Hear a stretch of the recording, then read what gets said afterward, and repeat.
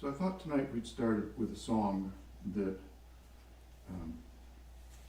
just happened today, and we'll do what we can. But it was inspired by the songs coming out of Minneapolis, and that often begin with "We Will."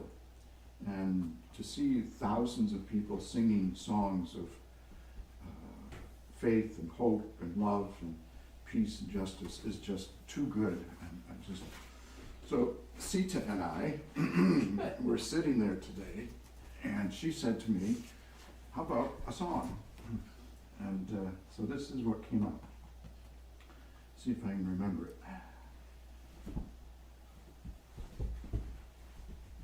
So I'll sing a line, just sing it right back.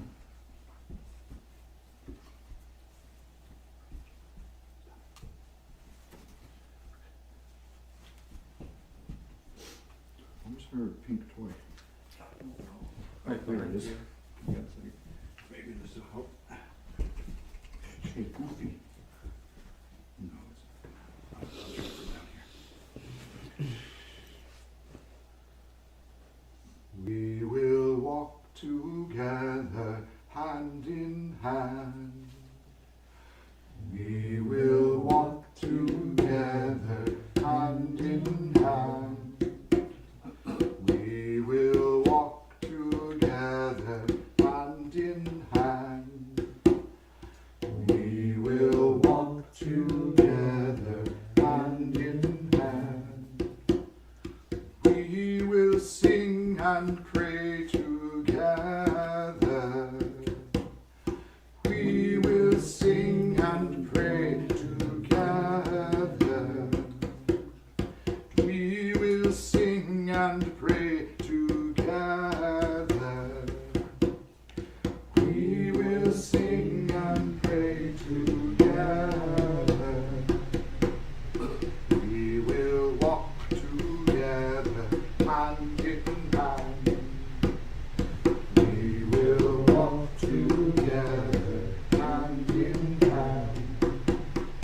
We will laugh and cry together. We will laugh and cry together. We will laugh and cry together. We will laugh and cry together. We will walk together, hand in hand. We will walk together, hand in hand. We will sing and pray together. We will sing and pray together. We will laugh and cry together. We will laugh and cry together. We will walk together, hand in hand. We will walk together, hand in hand. We will live and die together. We will live and die together. We will live and die together. We will live and die together. We will walk together, hand in hand. We will walk together, hand in hand. We will walk together, hand in hand. We will walk together, hand in hand. We will walk together, hand in hand.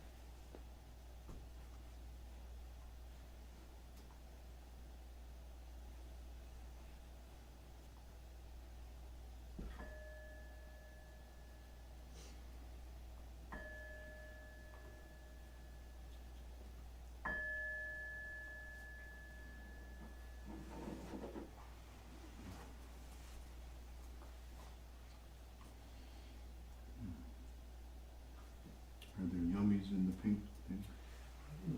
Fresh ones tonight. If you wouldn't mind, I think otherwise she's, Yeah. it makes it easy to just be a peaceful puppy stage.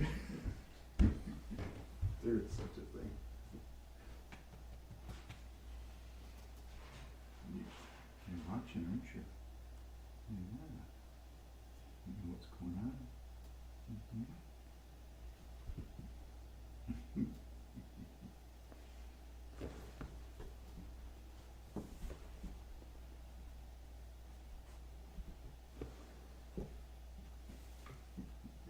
It's like the tail does not lie, you know. It's a happy puppy. Yeah.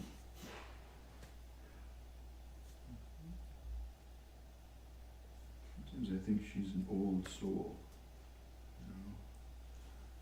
you know. An old She looks goon. at you like with this furrowed brow. You know. She knows stuff. You don't know nothing. Yeah. So yeah. The old swishing tail. Yeah. Oh, thank you, Uncle Tim. Yeah, she goes, she knows. So, on Thursdays, we like to remember Jesus' Last Supper. I don't think he had hamburgers and French fries with brownies for dessert, but who knows? And during that Last Supper, he did some things, said some things. So I just thought tonight we would just remember for a few moments what he said, what he did. And so the floor is open. What did he say and what did he do? What do you remember? This is my body, and it shall be given up for you. Yeah, he did. He took the bread during the meal, he broke it, and he blessed it, and he said, "This is my body given for you." What a strange thing to say. You know? What else did he say or do? He took the cup, gave it to his disciples, and said, "Take this and drink of it. This is the blood of the Lamb." Yeah. So, another strange thing to say, perhaps, unless you do a little digging and discover why he said it. And then he went on to say, "This is the blood of the new covenant, Oh, right. That will be for the shed- forgiveness of sins." Right? Yes. Yeah. Yes. It's just amazing the things he said like that. You can't make that stuff up. You know, it's just, there it is. What else did he say and do?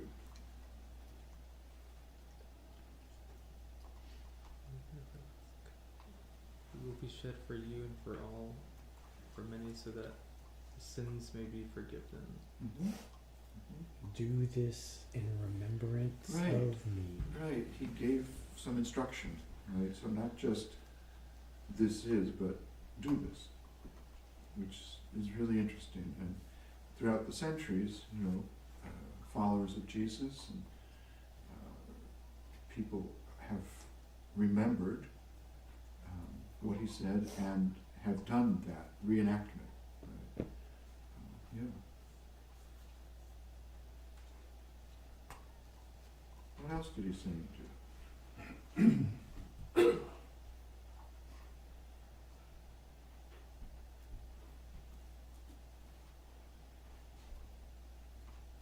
By the way, I think it's truly a pity that the Christian church has taken what was a full meal and turned it into a little thin wafer that is tasteless.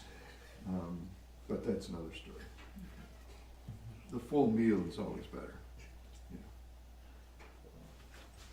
We did the foot washing thing. He did the foot washing thing. Yeah. And so at one point during the meal, he stood up and got a basin with water and a towel, and he knelt down in front of each person present and washed their feet. Another strange thing to do, you know? If you were last time you would be with your friends, is that what you would do? Wash your feet? It made a mark, didn't it? It made an impression. So that, again, through the centuries, some people have chosen to commemorate Jesus last week by having foot washing ceremony. Have you ever participated in this? You have, Rich? What was it like? Humbling. Yeah.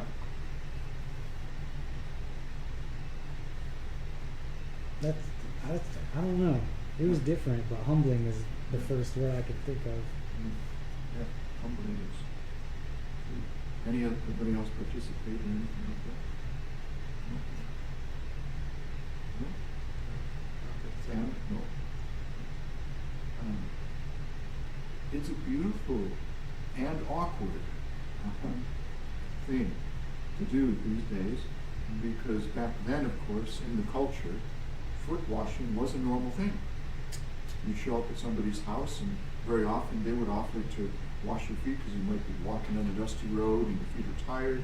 Or if it was a wealthy household, they might have a servant come over and do it. But washing the feet was an act of hospitality and welcome. And that's often forgotten. It was also an act of service. You're serving others. So, anything else Jesus said or did in that last meal together?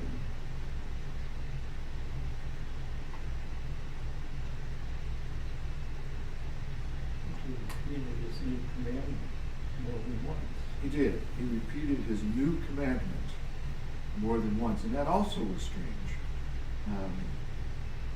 Because the new commandment was, this is what I want you to do. Love each other like I have loved you. So it wasn't just, love, get it on, but it was love like I have loved you. There's the kicker. And that's the part people forget. Which, of course, propels us into the gospel stories with the question, how did he love? If we're going to love the way he loved, how did he love?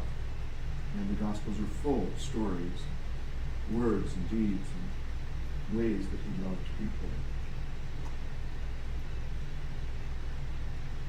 Anything else about that last night, dinner, anything else?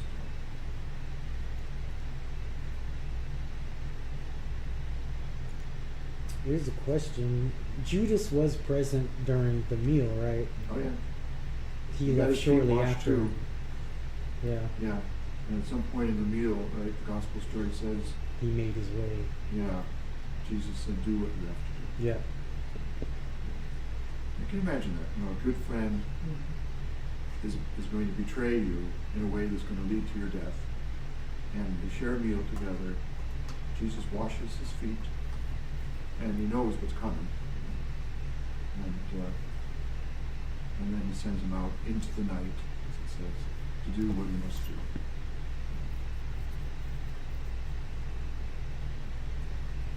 Anything else?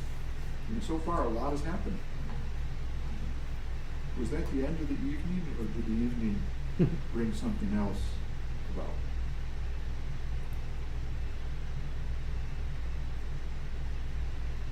Well, he went to the Garden of Gethsemane, right? Yeah, he And went to the prayed. garden, a beautiful garden, Sweat like drops of blood. and prayed real hard. Mm-hmm. Yeah.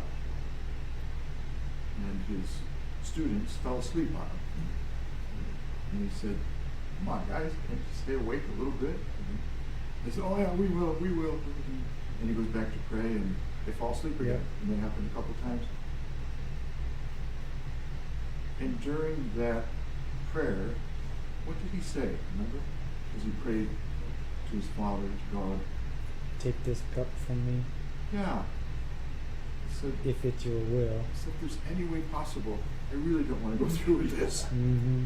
It's going to be agonizing, the most agonizing kind of death imaginable. Yep. Where you're asphyxiated, suffocated, and hung on a cross. naked, humiliated people, Yep. But and the agony of that excruciating pain. nonetheless, Yeah. if it's your will, thy will be done. Yeah. And I think there's the heart of Christian faith. Yep. You know, it's like, I really don't want to do this, whatever it is. But you have a sense that God's calling you to it. You say, okay, I'm going to trust you, go ahead with this. It may not be perfect, it may not be pleasant at times, but I have this strong sense that this is where you're calling me. And that's what he had. And that's why he did it and went forward. What did his passion begin in the garden, or it was once they arrested him? Yeah, that's a good question. You're talking about the passion of Passion. Christ. Uh-huh. Yeah. I'm not sure. You'd have to look that up exactly, when people say his passion. Yeah. My guess is, and this is just me, it began during the dinner. I think so. Yeah. When he realized what was coming and his friend betrays him and his suffering begins. Yeah. Yeah. And you could even say it began before that too, when he realizes what's coming. When he says to people, and he did, in advance, prior to that week, he said, I'm going to Jerusalem, and they're going to kill me. Mm-hmm. I mean, there's suffering in those words. Yeah. It seems like that pivot point is when he's in the garden and he does that act of surrender. Mm-hmm. Nonetheless, thy will be done. Yeah. And it's like the door is now wide open Yeah. and he walks through. And his friends and his family tried to discourage him. Like, Yeah. come on, Jesus, just be happy. He said, I can't just be happy, man. I got this mission to do. It's what God's calling me to do. And, there'll be a time to be happy. This is not now. Mm-hmm. And off he went. I think he emphasizes his surrender because somewhere in there he says, don't you know, I could have called down 10,000 angels Yeah. if I wanted to. Right. Exactly. You know? Yeah. So Yeah. That not wasn't the like he point. felt he was overpowered by his authorities. Oh, no. He surrendered to God's will with him. Yeah. Yeah, because sometimes love means sacrifice. Yeah. Love means suffering. Yeah. And that was it. He had to be the sacrifice Yeah. for it all to work. So, That's a great mystery, isn't it? yep. I don't in any way claim to understand that, but I believe it's a great, great mystery that somehow his suffering and death somehow created an opening in the world for people to find God in a way that wasn't possible before. And that's a beautiful thing. Yep. Yeah. It's that picture on the altar on the right side where Mhm. he's opening up the gates of hell. Oh, over here, you mean? Mm-hmm. Yeah. That's a good one. I That's like that. that's why. Yeah. He does a little Elvis move there. Do you see that? With the hips, like bang, Oh. bang. Yeah. Yeah, it's interesting because all throughout, there's great imagery in Jesus' life and the retelling of his story. He's often called a man of sorrows, right? And for good reason. He took a lot on himself, to say the least.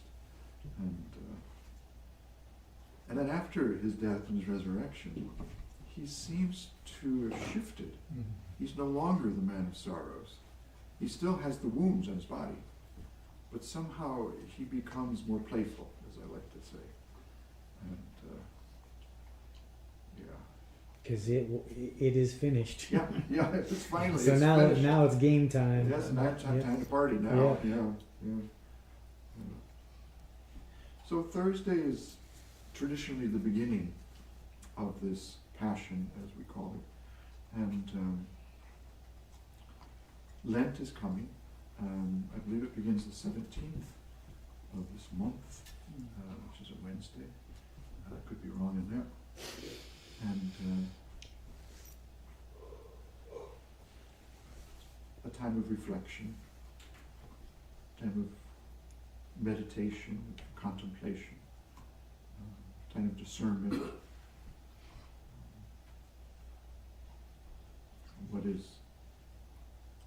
What is God calling me to be and do at its heart? So, any other thoughts? Any other responses to that?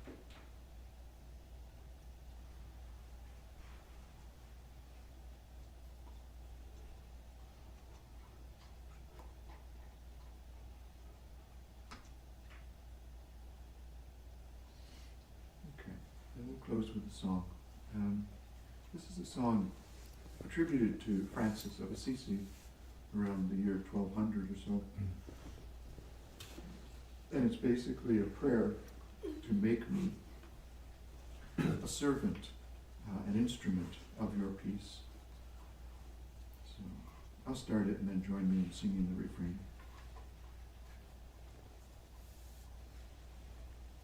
Make me an instrument of your peace. Where there is hatred, let me so love. Make me an instrument of your peace. Where there is injury, let me so pardon. Make me an instrument of your peace. Where there is hatred, let me so love. Make me an instrument of your peace. Where there is injury, let me so pardon. Where there is doubt, faith. Where there is despair, hope. Make me an instrument of your peace. Where there is hatred, let me so love. Make me an instrument of your peace. Where there is injury, let me so pardon. Where there is darkness, light. Where there is sadness, joy. Make me an instrument of your peace. Where there is hatred, let me so love. Make me an instrument of your peace. Where there is injury, let me so pardon. At the close of this day, a prayer that we might become tubas and trombones and flutes and piccolos and violins and cellos and any kind of instrument and drums, that we might bring, receive and share the peace of God that passes all understanding. May it be so. Amen. And do you have the peace of God?